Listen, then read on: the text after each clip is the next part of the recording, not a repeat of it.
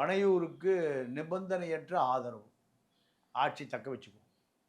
ஆட்சி தக்க வைத்த பிறகு அதிலிருந்து இப்போ அடுத்து உள்ளாட்சி தேர்தல் வருது.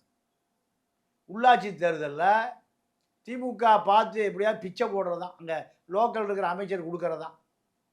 கம்யூனிஸ்டுகளுக்கு, காங்கிரஸுக்கு, விசிகாக்கெல்லாம் லோக்கல் அமைச்சர் இப்போ விரும்பினா தான் நீங்கள் அங்கே சீட்டு கிடைக்கும். ஆனால் இப்போ அப்படி நிலைமை இல்லை.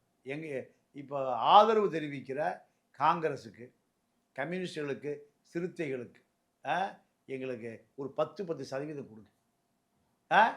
இதுவரை இத்தனை ஆண்டு காலம் திமுக அதிமுக கேட்டே பெறலை. 10 மாமன்ற உறுப்பினர் விடுதலை சிறுத்தைகள் ஜெயிச்சா அது ஒரு பெரிய சக்தி. 10 கம்யூனிஸ்ட், சிபிஐ, சிபிஎம் 10, 20 பேர் மாமன்ற உறுப்பினராக சென்னையில் ஜெயிச்சான்னா திமுக, அதிமுக இல்லாத காலத்தில் வந்துடும்.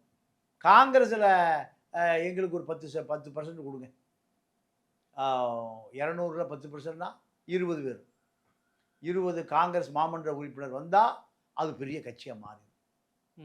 இந்த திட்டத்தை காங்கிரஸ், கம்யூனிஸ்டுகள், சிறுத்தை போடுது. அதனால் நாடாளுமன்ற தேர்தல் வருது. 2 இப்போ 40 சீட் நிற்க போகிறாங்க. யாரோடையும் கூட்டணி இல்லை. 40 சீட்டில் 2 பழைய சீட்டு மாதிரி இல்லாமல் எங்களுக்கு டபுள் டிஜிட்டல் கொடுங்க. இதுக்கான தேவையும் இருக்குது.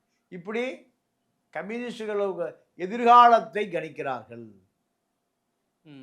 எதிர்கால அரசியலை நீங்கள் விசிகா, கம்யூனிஸ்டுகள், காங்கிரஸ் 3மே தாவேக்காவிலிருந்து புறப்படுறாங்க. அப்போ இது திமுக, அதிமுக 2 கட்சிகளிலும் இல்லாத ஒரு வேற்று அரசியலை முன்னெடுக்கிறார்கள். இதுக்காகத்தான் இப்போ அந்த கூட்டணிக்கு ஆதரவு, நிபந்தனையற்ற ஆதரவுங்கிற கோஷத்தை முன் வச்சிருக்காங்க.